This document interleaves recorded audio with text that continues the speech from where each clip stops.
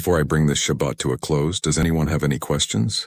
Yes, Brother John, Revelation 22:19 says, "And if any man shall take away from the words of the book of this prophecy, God shall take away his part out of the book of life, and out of the holy city, and from the things which are written in this book."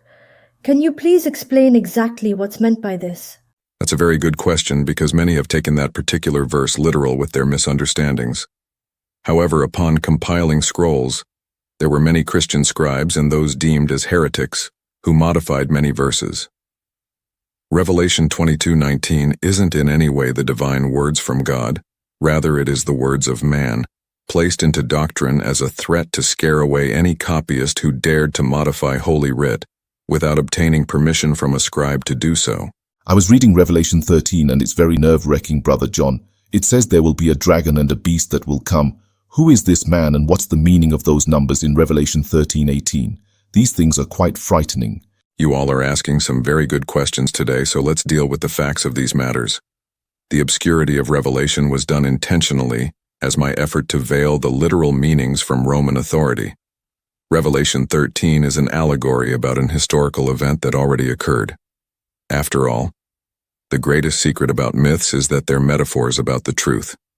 Revelation 13 verses 1 and 2 gives the depiction about a beast with 7 heads that has the likeness of a leopard, and it mentions that a dragon gave the beast authority. The meaning of this allegory is that the beast is none other than Nero Caesar, whereas the dragon who gave him authority was Emperor Claudius. That's because Claudius married Nero's mother and in return Nero became his heir.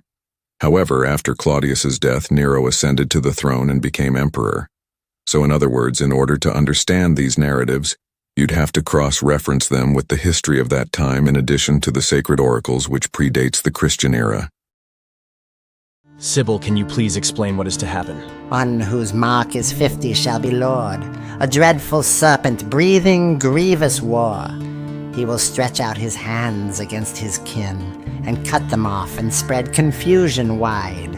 Fight, kill the people and dare countless things, and he will cleave the isthmus and with gore besprinkle it. But this destructive one shall pass from sight and then return again, presuming to be equal unto God.